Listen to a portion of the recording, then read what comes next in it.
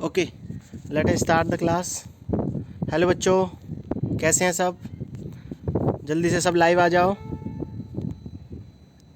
Class start होने वाली है आपकी हिस्ट्री की, फ्रेंच रेवोल्यूशन। ये लेक्चर नंबर 3 है, क्लास 3 मतलब। इससे पहले 2 वीडियो और आई थी। अगर आपने वो वीडियो नहीं देखी हो तो वो भी देख लेना। वैसे तो मैं हर वीडियो में जो है पूरे चैप्टर को एक साथ डिस्कस करता हूँ ताकि आपका जो है रिवाइज होता रहे साथ के साथ। ठीक है, चलो जल्दी से। आवाज़ आ रही है मेरी? एक बार यस लिख दो अगर वॉइस क्लियर है तो। अटेंडेंस दे दिया आपने? ठीक है ठीक है, मतलब वॉइस क्लियर है। तो हमने फ्रेंच रेवोल्यूशन में क्या क्या देखा है। स्टार्टिंग वाले पेज में तो पूरा इसकी समरी लिखी हुई थी। समरी बोले तो मतलब कि क्या आखिर में हुआ था। ठीक है, तो हम जो यहाँ पेज 2 से स्टार्ट करते हैं। हमने यहाँ पे देखा कि हमारी जो फ्रेंच सोसाइटी थी वो 3 स्टेट्स में डिवाइडेड थी। क्लर्जीज थे, नोबिलिटी वर्ग था, और तीसरे स्टेट में क्या थे? बिग बिजनेसमैन थे, officials, lawyers, peasants and the artisans, और small peasants, landless labour and the servants. तो जो लुइस 16 था वो राजा बना था 1774 में। वो बॉर्न फैमिली का राजा था, मतलब उसके वंशज था वो। और वो 20 साल का था जब उसकी शादी हो गई थी मैरी एंटोनेटी से। ठीक है, उसके बाद हमने देखा कि किस तरीके से जो पूरा फ्रांस जो है कर्ज में डूबा हुआ था क्योंकि वो बार बार युद्ध कर रहा था।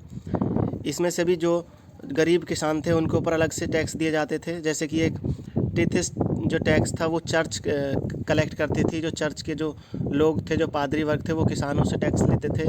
और वो टैक्स जो किसान जो उपज करेगा उसके 10वां हिस्सा होता था।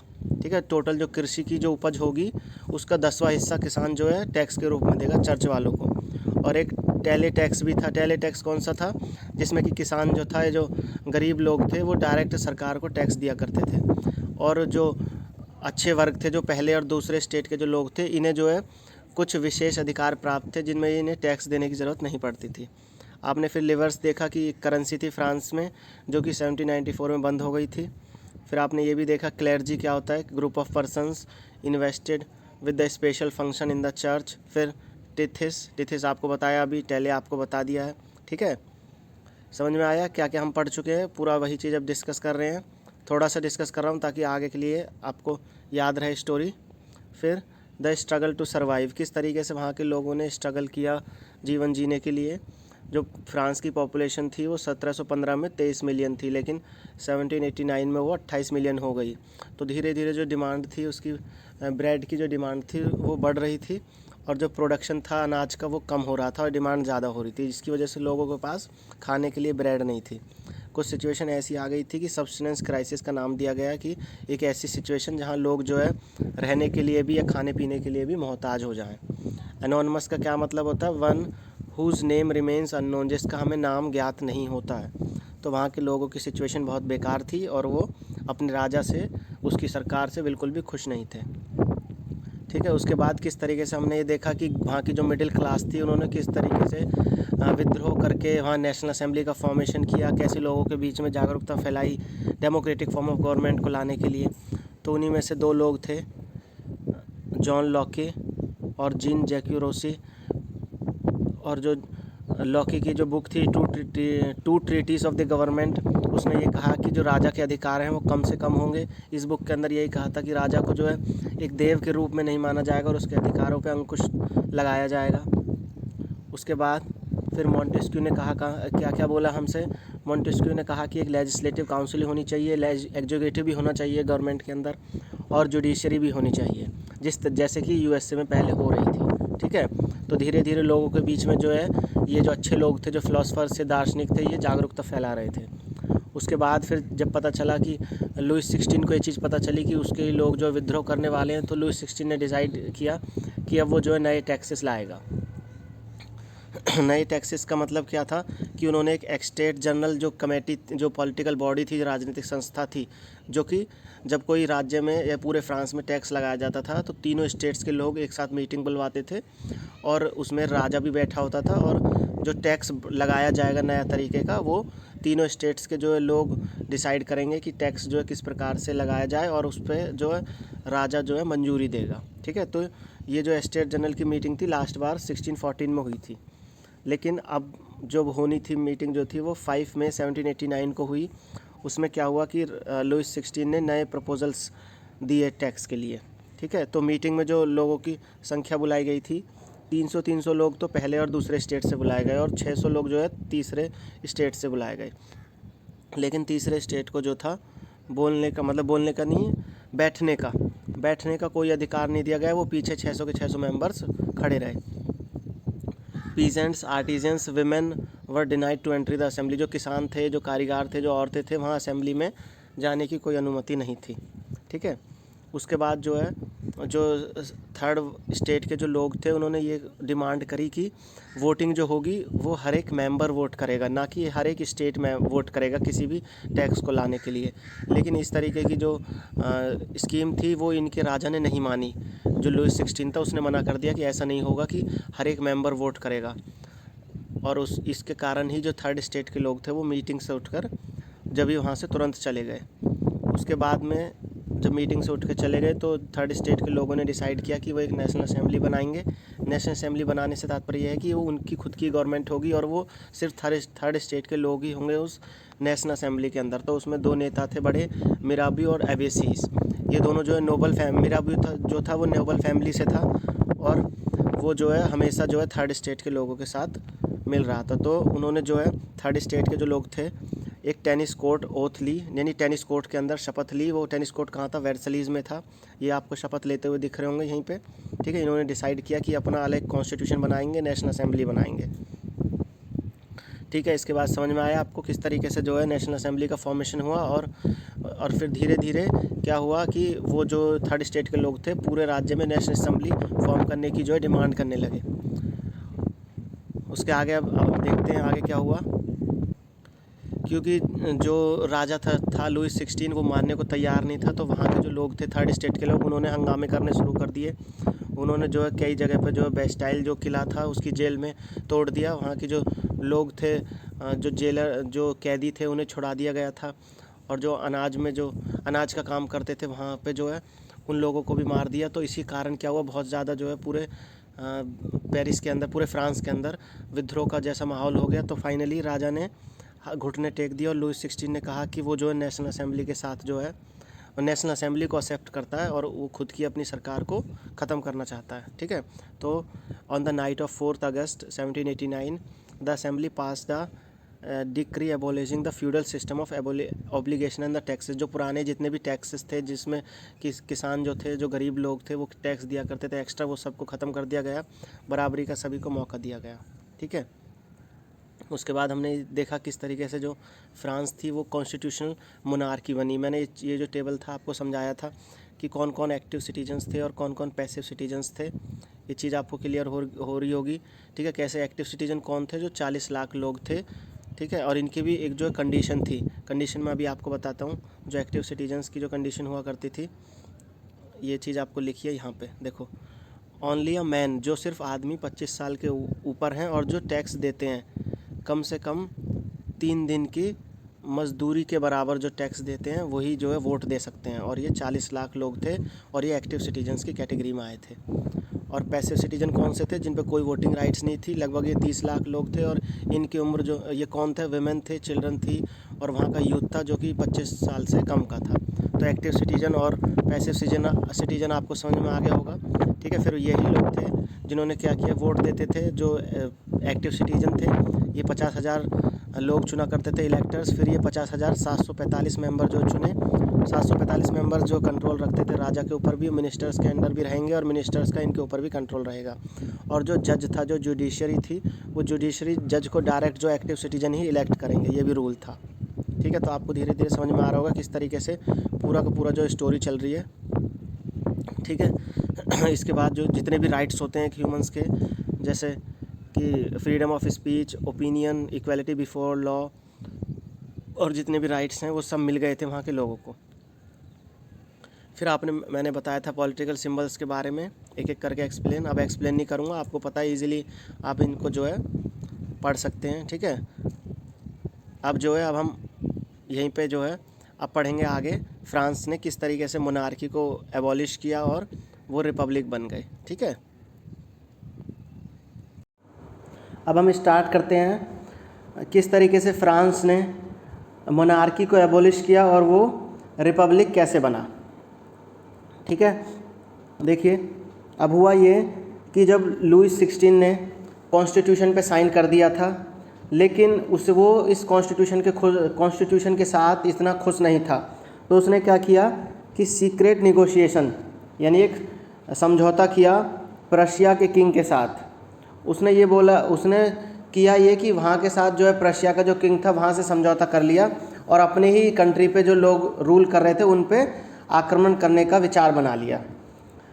और इसके दूसरे कारण ये भी थे कि उसे दूसरी कंट्रीज सपोर्ट क्यों कर रही थी, क्योंकि दूसरी कंट्रीज़ जो थी उनको भी ये डर था कि कहीं वहाँ के लोग, जैसे कि फ्रांस के लोग जो है विद्रोह कर रहे हैं, कहीं उनकी कंट्री के लोग जो है विद्रोह ना कर दें। ठीक है, तो national assembly voted in April 1792 to declare a war against Prussia and the Austria, क्योंकि प्रशिया और ऑस्ट्रिया के साथ लुईस 16 जो था वो समझौता कर चुका था। तो नेशनल असेंबली जो लोगों की असेंबली थी उन्होंने भी डिसाइड किया 1792 में कि ये इनके खिलाफ युद्ध लड़ेंगे। ठीक है, उसी दौरान जब वार हो रहा था तो वहाँ एक जो थी जो नेशनल एंथम थी फ्रांस की, जो कि अभी भी है, क्या नाम था उस नेशनल एंथम का, मैर्सेलीस। मैर्सेलीस को जो है किसने कंपोज किया था, आपको इस पोएट का नाम ये याद रखना है, रॉजर डे इज़ाइल ने इसे कंपोज किया था। और ये पहली बार जो है जब ही गाई गई थी या फिर फर्स्ट टाइम संग हुई थी जब जो है वो लोग जो है अपनी आक्रमण की तैयारी कर रहे थे। कौन लोग, पेरिस के लोग जो थे।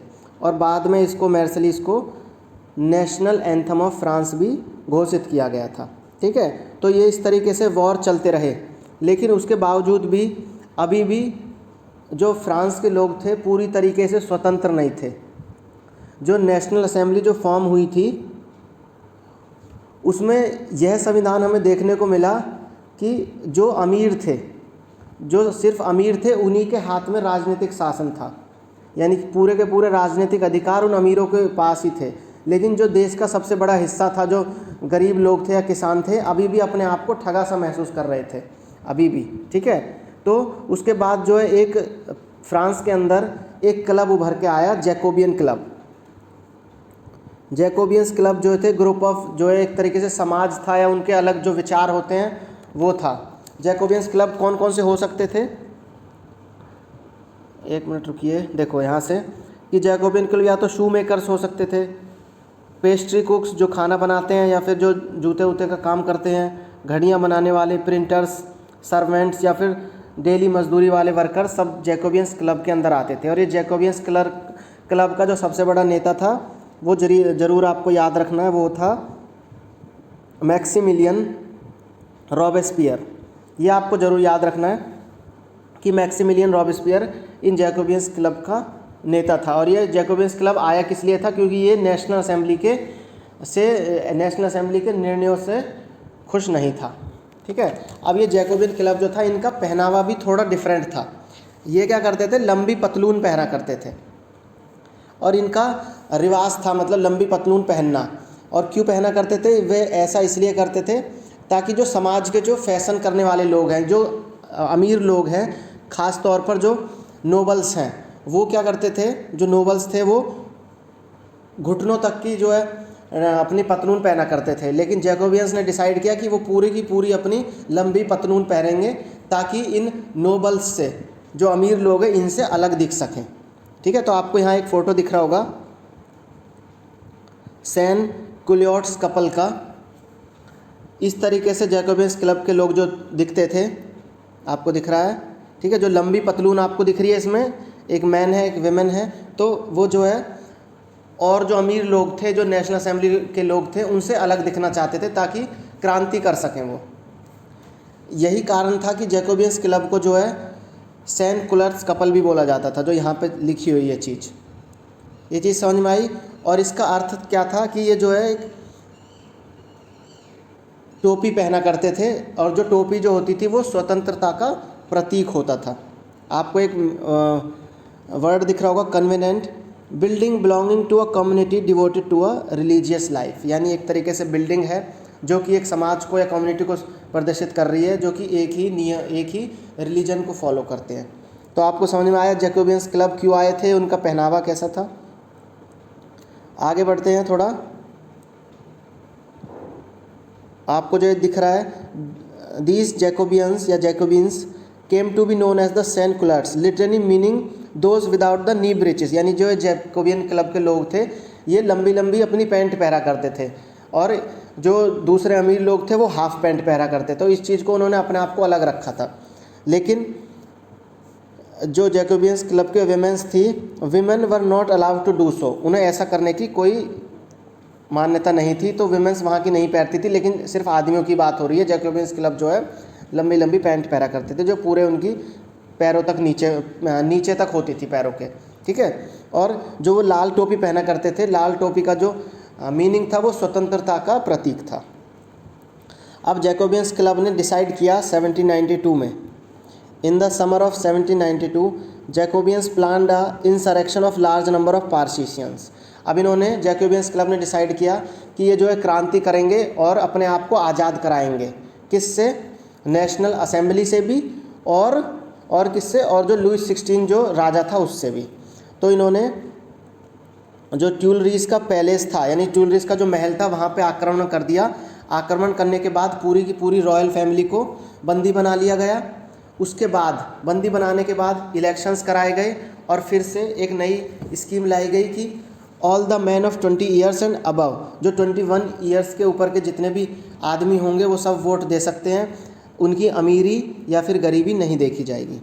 तो न्यूली इलेक्टेड असेंबली, जो उन्होंने अब नई असेंबली बनाई, पहले तो लुईस 16 की सरकार थी, फिर नेशनल असेंबली आई, अब इसके बाद जैकोबियंस ने भी एक नई असेंबली बनाई, उसे कन्वेंशन का नाम दिया, ठीक है। ऑन 21 सितंबर 1792, इस दिन 21 सितंबर 1792 को फ्रांस में मोनार्की को ख़त्म किया गया और फ्रांस को रिपब्लिक कर दिया गया। रिपब्लिक का मतलब आपको पता होगा, a government where the people elect their head of the government, यानी अपने जो हमारा हेड होता है हम वहाँ के लोग खुद ही चुनते हैं, ठीक है। नेशनल असेंबली भी एक तरीके से डेमोक्रेटिक गवर्नमेंट थी, लेकिन वो इतनी नहीं थी जितनी अब इन्होंने जैकोबियंस क्लब ने रिपब्लिक बना दी गई थी, ठीक है। इसमें भी ऐसे था, there is no hereditary monarchy, किसी भी तरीके की कोई हेरिडेटरी मोनार्की नहीं थी कि वंश के हिसाब से राजा बनेंगे, कि जो पहले राजा बनता था उसका बेटा भी राजा बनेगा या फिर उसका बेटा भी राजा बनेगा। अब हुआ ये, इसके आगे लुईस 16 को जो है फांसी की सज़ा दे दी गई जैकोबियंस क्लब के द्वारा, या फिर जैकोबियंस का जो नेता था मैक्सिमिलियन रॉबेस्पियर, और किसमें? देशद्रोह के आरोप में ट्रीज़न को क्या बोला जाता है हिंदी में बात करें तो? देश विद्रोह, यानी जो अपने देश के खिलाफ ही अत्याचार में पकड़ा जाता है या फिर विद्रोह करते हुए पकड़ा जाता है। तो यही चार्ज जो था लुईस 16 पे लगा और उसे फांसी की सज़ा नहीं दी गई, उसे एक बहुत दर्दनाक सज़ा दी गई थी। वो चीज़ मैं आपको अभी आगे बताऊंगा, ठीक है। और जो हमारा लुईस 16 था उसे सज़ा दी, जो मार दिया गया था 1793 में, पैलेस डे कॉनकॉर्डे, ये जगह का नाम है यहाँ पे। और उसके बाद उसकी वाइफ जो थी मारिया, उसे भी मार दिया गया था थोड़े समय बाद। अब जो रीन ऑफ टेरर आता है, आतंक का काल जो था, वो स्टार्ट हुआ 1793 से 1794 में। रीन ऑफ टेरर जो बोला जाता है, ये जो मैक्सिमिलियन रॉबेस्पियर था ये जो है बहुत क्रूर राजा था। इसमें क्या क्या इसकी क्रूरताएँ थी अभी देखते हैं। Robespierre followed a policy of several control and punishment, वो हर तरीके की कंट्रोल रख रहा था लोगों के ऊपर और उन्हें पनिशमेंट भी दिया करता था। All those whom he saw being as enemies of the republic, ex nobles and clergy, member of other political parties, even the member of his own parties। होता ये था कि जो इनका नेता था मैक्सिमिलियन रॉबेस्पियर, वो जितने भी एक्स नोबल्स थे, यानी जो पादरी वर्ग था, जो चर्च में काम करते थे वही पादरी थे, जो नोबल्स थे या फिर क्लर्जी थे, ठीक है, उन सबको सज़ा दी गई। पॉलिटिकल जो दूसरी पार्टीज़ थी उनको भी इसने सज़ा दी गई, बल्कि जो अपनी मेंबर्स के पार्टी थे, जो पार्टी के मेंबर्स थे, इनको भी सज़ा दी गई। इतना क्रूर नेता था ये, ठीक है। जो इसकी नहीं बातें मानता था उन सबको ये पनिशमेंट देता था। अब उसके बाद ये हुआ कि if the court found them guilty, अगर किसी को भी कोर्ट जो है सज़ा देता था, यानी गिल्टी फाउंड करता था, तो उसे सज़ा मिलती थी गुलिट्योन्ड की या फिर बोले गुलिटिन्ड की, ठीक है। तो ये गुलिटिन था क्या? एक जो है व्यक्ति के नाम पे सज़ा दी गई थी। इसमें ये सज़ा ऐसी होती थी, जैसे मैं बना रहा हूँ अभी, कि इस तरीके से थी कोई सज़ा। अब ये सर्कल है गोले में, इसमें व्यक्ति के गर्दन को फंसा दिया जाता था और ऊपर से ब्लेड होता था, ब्लेड ऊपर से नीचे गिरा दिया जाता था। तो यही सज़ा जो थी लुईस 16 को भी मिली थी। तो आप सोच सकते हैं कितनी दर्दनाक सज़ा थी जिसमें गर्दन को काट दिया जाता था। ठीक है, ये चीज़ समझ में आई आपको? ओके, तो रोबेस्पियर जो था बहुत ज़्यादा क्रूर राजा था, ये लुईस 16 से भी खतरनाक था। Robespierre government issued laws placing a maximum ceiling on wages and the prices. Meat and bread were rationed, peasant were forced to transport their grain to the cities and sell it to the prices fixed by the government। जो वहाँ के किसान थे उन सबको अपनी जो भी अनाज था शहरों में भेजना पड़ता था और भेज के जो है बेचा भी करते थे। तो भी इस राजा बोलेगा, यानी जो रोबेस्पियर बोलेगा, उसी अमाउंट पे, उसी पैसे पे किसानों को अपना अनाज बेचना पड़ता था जो फिक्स कर दिया गया था सरकार द्वारा। आगे बढ़ते हैं।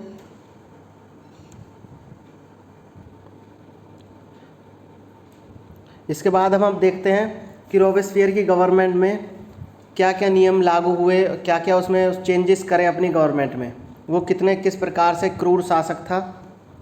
देखो, सबसे पहले meat and the bread were रेशनड।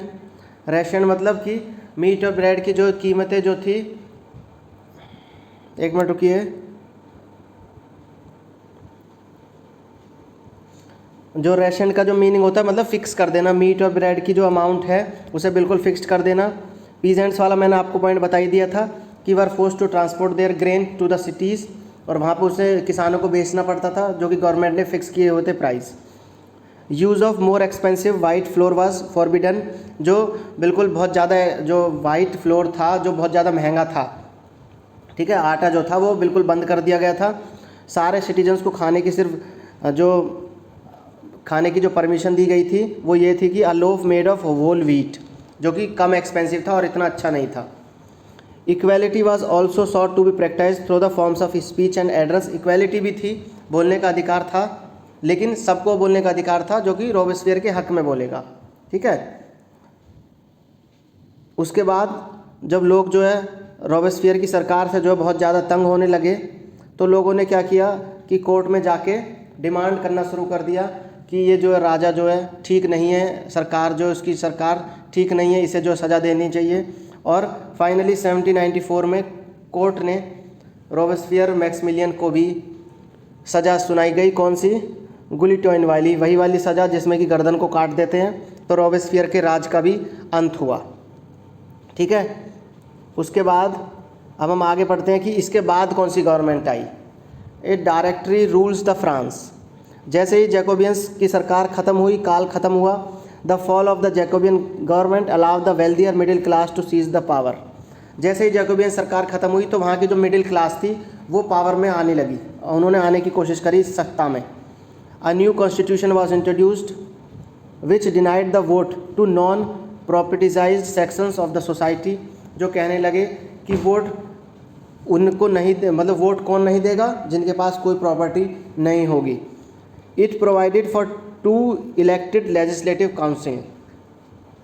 इसमें 2 इलेक्टेड लेजिस्लेटिव काउंसिल्स होंगी।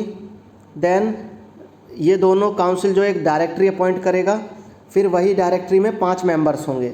This was meant as a safeguard against the concentration of power in one man executive as under the Jacobins. इससे क्या होगा कि एक आदमी के अंडर में पूरी सरकार नहीं होंगी, ये 5 मेंबर होंगे। However, the directors often clashed with the legislative councils, who sought them to dismiss them। तो डायरेक्टर्स जो थे वो लेजिस्लेटिव काउंसिल के साथ फिर से जो है भेदभाव करने लगे, झगड़े होने लगे, उनके बीच भी डायरेक्टरी रूल्स बनाए गए थे, इनके बीच में भी क्लैशिंग होने लगी। उसके बाद पॉलिटिकल इंस्टेबिलिटी आई, यानी कि जो स्थिरता आने लगी, और डायरेक्टरी जो थी वो भी ख़त्म हो गई। और फाइनली एक डिक्टेटर आए, मिलिट्री डिक्टेटर नेपोलियन बोनापार्टे, आपने इनका नाम तो सुना ही होगा। ठीक है, तो अब हम क्या करेंगे, अगले लेक्चर में जो है इस चैप्टर को जो है पूरा का पूरा ख़त्म करेंगे। काफ़ी बड़ा चैप्टर था ये। ठीक है, अभी जो है आप जितना भी मैंने पढ़ाया है, जितना भी आपने सुना, उसे बार बार सुनिए ताकि आपके माइंड में जो है स्टोरी अच्छे से बैठ जाए। जब इसके क्वेश्चन आंसर्स होंगे तो और अच्छे से आपको चैप्टर समझ में आएगा। ठीक है, अगले जो लेक्चर में करेंगे did women have a revolution और नॉट। ठीक है, तो नेपोलियन बोनापार्टे तक हमने अभी चैप्टर किया है। अब मिलते हैं नेक्स्ट वीडियो में, जब तक के लिए bye bye and have a nice day.